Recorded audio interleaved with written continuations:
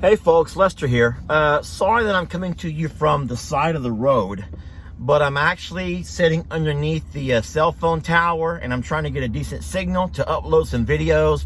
And I thought I would take this moment to give a brief intro to what you're about to watch today. Now, you've all had a chance to meet most of my family. You've met my dad, and you've seen his unique perspective on the things that he does around his home, his love for bees and beekeeping, along with all of his farm animals. You know about Sister Kim and her creativity and her craftiness, and the way she can kind of take nothing and build something beautiful out of it.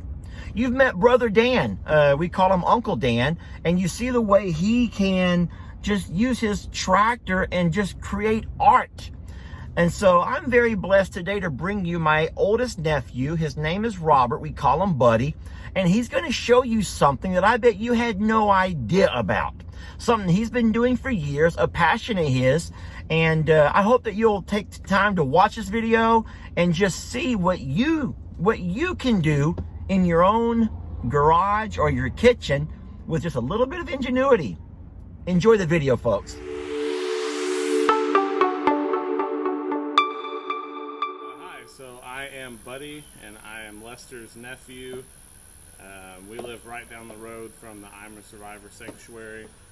One of my hobbies for a few years now has been brewing my own beer at home, and being home with the family during the pandemic has really ignited that spark again and my passion for home brewing. So today we are going to brew a beer. Alright, so this is the first episode of Buddy's Brew Bench, and we're going to brew a beer today. It's a nice overcast Saturday morning. So we are going to brew a coconut porter, so a dark beer with a coconut flavor aftertaste. But the first step you got to do anytime you brew is you got to sanitize everything. So I got all my equipment out, and we're going to start cleaning it with some Star San sanitizer. We're going to rinse everything out, sanitize it really good, and then start brewing. Alright, so we got water heating up. I'm going to get that to about 150, 160 degrees. I'll show you why in a little bit. We got all the stuff I'm going to be using during the brew, sanitizing in a bucket of sanitizer. We got the mash tun that I'm cleaning out and sanitizing right now. And this is basically where all of the grains and the hot water are going to sit for an hour to pull all that flavor and sugar. It's time to take all of our grains and we're going to grind them up. So here's the different types of grains we have mixed in here. You can pause the video if you want to see exactly what's in there. But basically, we got a grain mill here. We're going to add to it. Like so. You can see some of the chocolate malt in there. That's the roasted barley. That's going to give it a chocolate flavor. And then turn on the grain mill here.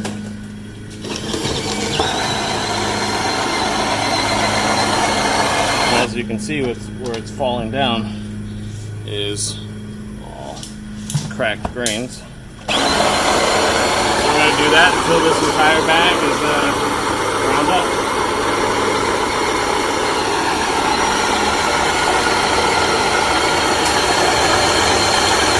up. So this is a homemade mash tun. It's basically just a cooler with a hole cut in it, and you've got a grain filter right here. This will keep all of these grains that we just ground up from leaving, and only liquid will come out. That way we can extract the rest of the liquid that we're going to brew the beer with. So we're going to add our grains in. We're just going to put all of them in there, spread them out a little bit even, and then I've got the water up to 155 degrees, which is exactly what I wanted. That's the temperature that we're going to let these grains soak in for about an hour to get all the flavor and sugars and juices out of it. I'm going to go ahead and add this. Might splash up, so watch out, Laura. Back up.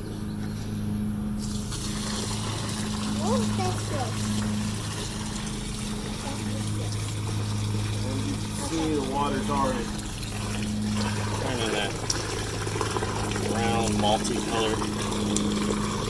All those grains are cracked up and split. Okay, and I've got some insulation that I added along the sides. This is basically just weather stripping I added along the sides. It's going to help keep all that heat in there to try and keep it at 155 degrees for the entire hour. The hot water has sat with the grains for an hour, and now it's time to transfer it all to the cooking kettle. Basically, we're just going to turn this valve on here and let the liquid flow out into the cooking kettle with that nice dark flavor from those chocolate malts. And basically going to do this until we get all of the liquid out of it, and then we'll add some more water to strain out the very last bit, and then we'll start brewing. Alright, so since this is a toasted coconut porter, the important ingredient here is coconut. So we've got some shaved coconut that we are going to cook at 300 degrees until it is a golden color. We'll let it cool off, and then we'll add it to the beer when we're done. We got all of the liquid out of the grains with the help of my brew assistant, Alora. Alora, say hi. She's shy, but... And these will go to the chickens, or the goats. So now that all the liquid is out of there, it is in our brew kettle, and this is the actual brewing process. We're going to start this at a nice steady boil. Once it gets to a boil, we're going to add all of our ingredients. We're going to add the hops. We're going to do some brown sugar for this brew as well. There's actually 3 different types of hops in here. So we'll come back to that whenever this starts boiling. So it just started boiling, which means the brew process has begun. This is a 60-minute brew process. So I started a timer as soon as it started boiling. The first addition that we're going to add is the hops. Hops are just a flour, and these flours have been smashed down into pellets. And we have 1 ounce of Challenger hops. There's a whole bunch of different hops out there. Challenger hops are known for their spicy smell and fruity flavors. The hops are basically going to add 4 things to your beer. They're going to add a certain smell, aroma, a certain flavor, a bitterness to it, and then they also act as a preservative. They keep bacteria from growing in the beer. So we're going to add this in now at 60 minutes. This is the first addition of hops that we're going to add. Alright, so 15 minutes left. We're going to add about 3-4 cups-ish of brown sugar. Give it that nice caramel flavor. Hot. Alright, so here is my kegerator set up in the garage. I have 2 kegs and a CO2 tank. Got room for another keg eventually if I add 3. But right now we have an IPA home brew on the bullet tap and an Imperial Stout on the Dragon tap. So one really important rule when it comes to brewing, home brewing, is that you need to have a home brew while you're home brewing. So we're going to get a home brew going to enjoy while we brew. And what is that one that you just poured? This is my IPA. Oh, okay. Cheers. Alright, 10 minutes left in the brew. We're going to add Willamette hops, another spicy hop. 1 ounce. Alright, so 5 minutes left in the brew. This is the last addition of hops. These are Golding hops. These are very floral, not as spicy as the other ones. We're not going to get a lot of flavor out of them, only cooking for 5 minutes, but what we will get is that extra aroma. A little bit of floral, sweet, herbal aroma from them. So it's done brewing, and now we got to cool it down really quickly. We don't want it to sit out in the open for a really long time, letting oxygen get in it and things like that. So we're going to try and cool it down really quick. So what I've done is I've got the water hose connected through this chiller, and it's in here. It's just a bunch of coiled pipe that the water's going to run through, but there's ice and everything in it. It's going to get really cold as the water runs through all those pipes. Here I've been sanitizing the one that's actually going to go into the beer, because the beer is not going to boil anymore, so we got to make sure it stays sanitized. That's going to go in here, so now that really cold water is going to come out of here, run into this, and then drain out. And all that cold water is going to be running through those copper tubes, and that is going to cool it down really quickly, hopefully. So the water coming out, you can feel it, super hot, but it's already getting cooler. So this will probably take about 20 minutes or so, hopefully. Cool it down to the temperature that we can put the yeast in. It can't be too hot or the yeast will die when it hits it. So we cool it down to about 55, 60 degrees. And then we'll put the yeast in. Okay, so the beer is cooled off. It's inside this bucket right here. It's down to pitching temperature, which is the temperature we want it, 65 to 70 degrees when we pitch the yeast into it. So we're just going to turn this valve, let the beer run into the fermenter.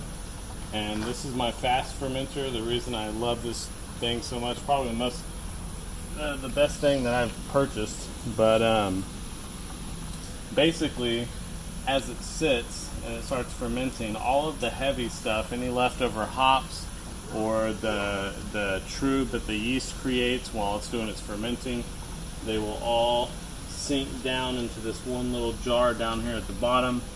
And whenever I'm ready to have that beer separated from all that stuff, I just turn this valve and it closes it off, and then we have clear, clean beer just sitting in here conditioning while all the other stuff is separated into that secondary tube. So as soon as this fills this up in here, we will pitch the yeast. Alright, so the beer is all in here in the fermenter. I'm going to take a reading with a refractometer, which is basically a tool that just kind of tells you how much sugar is in the beer. And we'll take multiple readings of this, and at the end we'll put all these readings together, do the math, and find out what the alcohol by volume, or the ABV, is of this beer. So I'm just going to take a little bit of the sample, put it on the refractometer.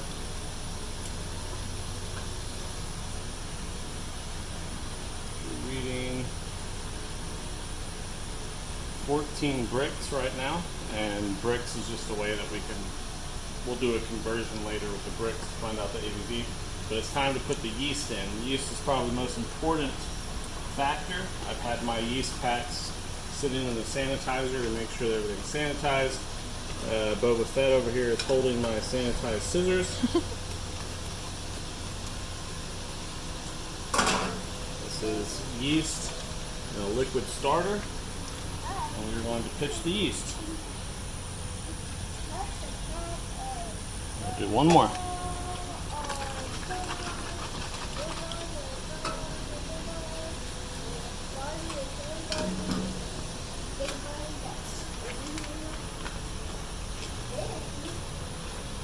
This yeast is going to get to work immediately and start turning all of the sugars into alcohol for us. And then we're going to close it up. So we're going to seal this up now. This lid on. The lid's been sitting in the sanitizer too. Everything that touches the beer at this point has to be really well sanitized, because the beer is not going to be boiling anymore to keep it clean. And we've also had our airlock sanitized. This airlock is going to go in the top right here. This airlock basically is going to keep oxygen from getting in while allowing the gases from the fermentation to escape. We'll see this here in probably about 12 hours start bubbling up, and that's how we know that that yeast is at work, fermenting all those sugars into alcohol for us. So I'm going to take this in the house, and we're going to let it sit in a cool, dark area. Probably going to let it sit for about 4 or 5 days, And then once that 4 or 5 days is over, primary fermentation is done, maybe a week, then I'll take the toasted coconut out of the refrigerator that we toasted earlier, and I will separate all that stuff at the bottom I was telling you about from the beer. That way that's all separated and it's just clean beer in the top. Throw that coconut on there and it'll sit for about 2 weeks with all that coconut flavor conditioning in the beer, and then we'll put it in the keg and we'll tap it and try it, and that's it. That's how you brew beer from step one.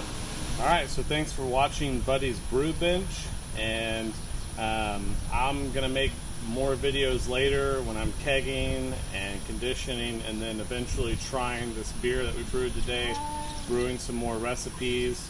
But yeah, thanks for joining in. Cheers.